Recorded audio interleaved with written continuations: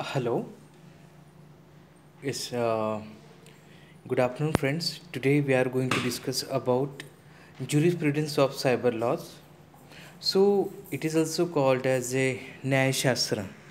Okay. So what is jurisprudence about to the cyber laws?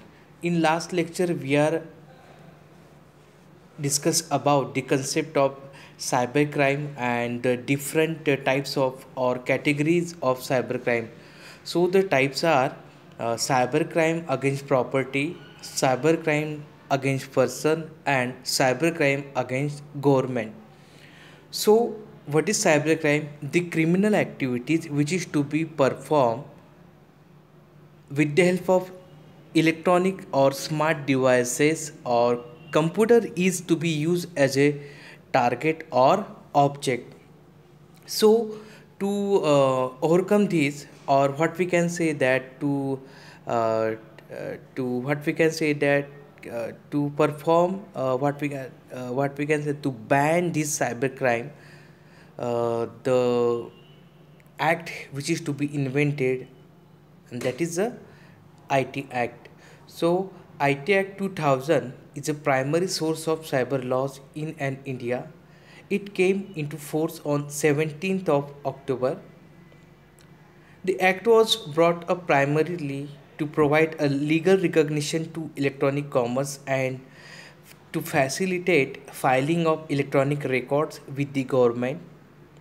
The act also penalizes person involved in cybercrime and issues strict punishment. So those person which is to be involved in a cybercrime, those might have imprisonment of terms up to 10 years and compensation up to 1 crore.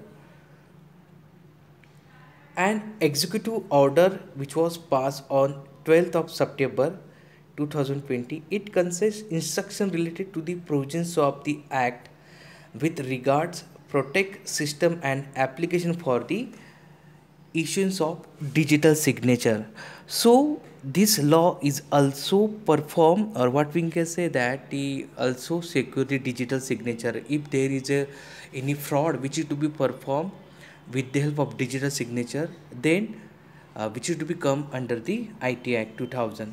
In 2002, negotiable instrument, that was 2002, was passed, which amendment the IT Act to introduce the concept of electronic checks and truncated checks.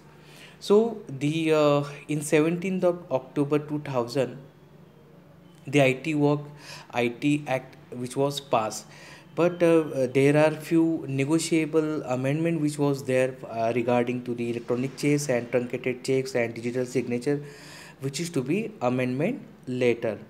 Okay. Cyber Regulation and Appellate Tribunal, which was also informed on the 17th October. These rules provided for the appointment and working of the Cyber Regulation Appellate Tribunal. The primary role of what we can say that the Cyber Regulation Appellate Tribunal is to hear appeals against order of the adjudicating officers. Okay, in next lecture we are going to discuss about objective and scope of the IT Act 2000. Thank you.